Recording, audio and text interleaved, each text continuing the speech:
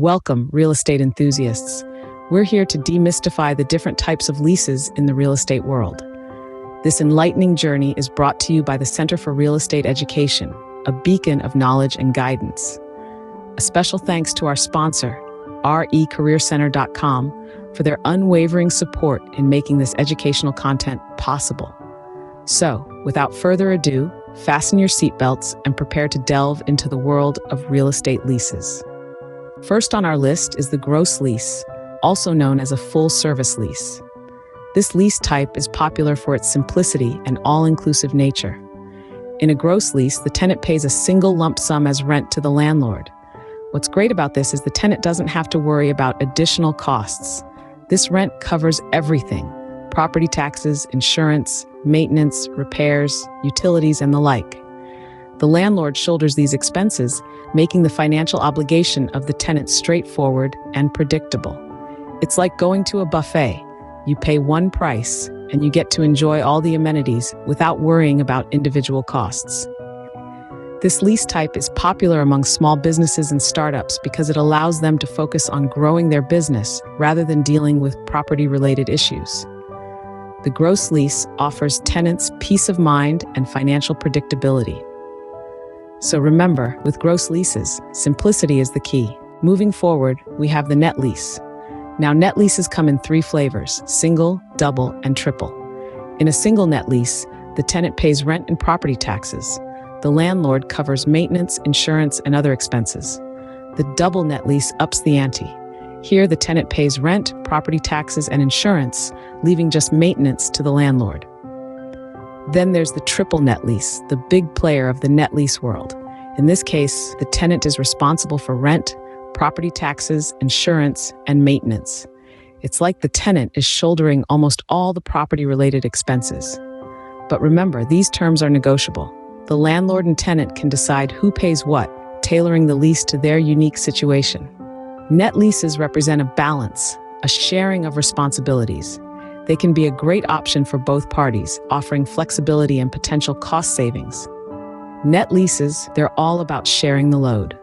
Next up, we have the percentage lease. Let's delve into the world of retail, where the percentage lease is quite the common player. Imagine you're a tenant in a shopping center.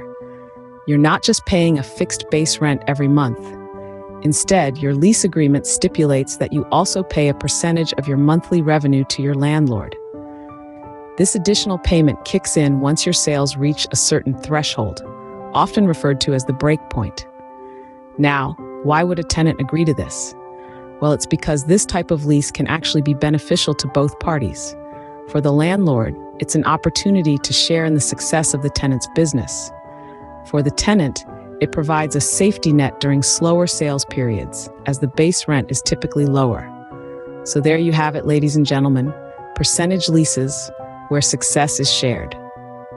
Now, let's talk about residential leases. These are agreements between a landlord and a tenant, where the tenant agrees to pay rent for the privilege of living in the landlord's property. Unlike commercial leases, residential leases are typically for a fixed term, often 12 months. They also often include clauses for things like security deposits, pet policies, and maintenance responsibilities.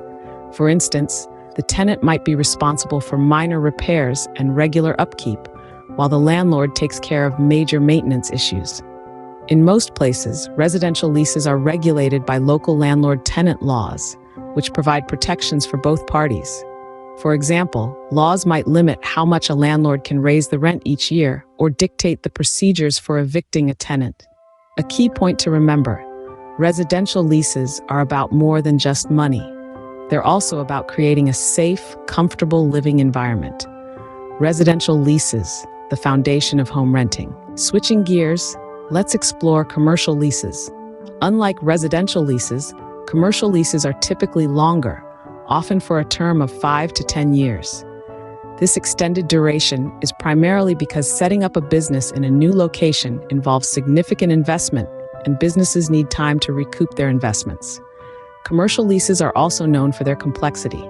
They are not standard or fixed and often involve intense negotiations between the landlord and the tenant. Factors such as rent, lease term, improvements to the space, and who pays for utilities, taxes, and maintenance can all be up for discussion. One unique aspect of commercial leases is the inclusion of clauses that protect the tenant's right to run their business without interference from the landlord.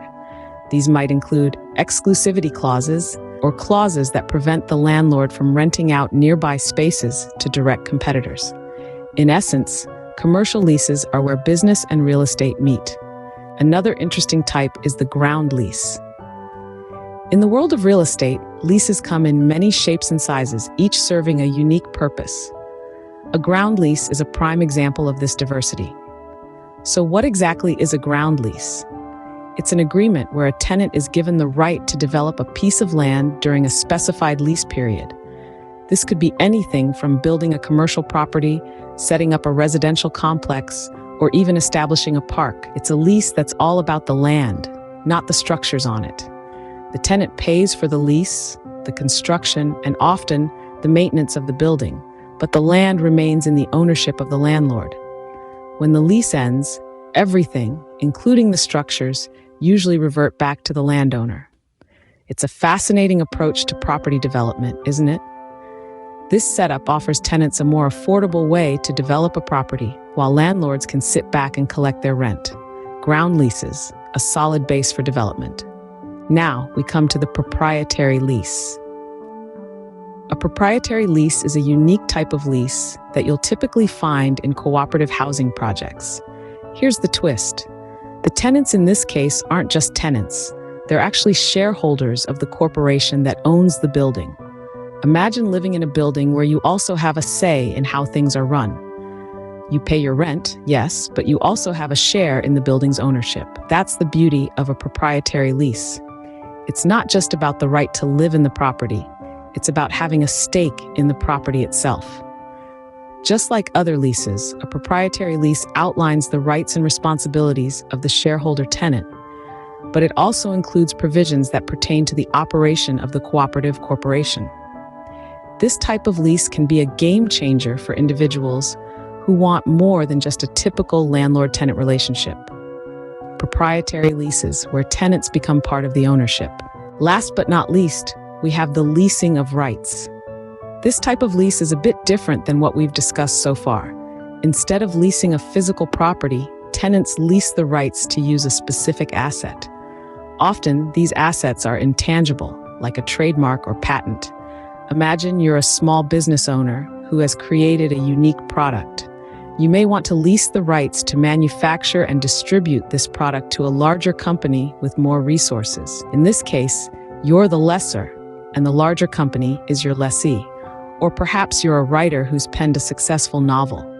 You could lease the rights to a movie studio to adapt your book into a film. You still own the copyright to your book, but you've leased the right to create a derivative work to the studio. In both of these scenarios, you're making money from your assets without having to do the heavy lifting. Leasing of rights, where leasing extends beyond real estate. Now that we've covered the different types of leases, let's summarize. We started with the gross lease, where the tenant pays a flat rent and the landlord takes care of taxes, insurance, and maintenance, making it an attractive option for tenants wanting predictable expenses. Next, we discussed the net lease, which comes in 3 flavors: single, double, and triple. Here, the tenant shoulders some or all of the property expenses, offering landlords a degree of financial security. Then, we delved into the percentage lease, commonly used in retail, where tenants pay a base rent plus a percentage of their revenue, creating a win-win situation for both parties during high sales periods. We then explored the residential lease, a common agreement between homeowners and tenants, providing security and clarity to both parties about their respective responsibilities. Moving on to the commercial lease, we highlighted the complexities involved due to the diverse nature of businesses and their unique requirements. The ground lease was our next stop, where we emphasized its long-term nature and its potential for profitable developments. We also touched on the proprietary lease, unique to co-op living situations, and the importance of understanding its intricate details. Finally, we talked about leasing of rights, a critical aspect in commercial and industrial settings where rights to use certain parts of the property are leased out. Thank you for joining us in this exploration of real estate leases. Remember, knowledge is power in the world of real estate.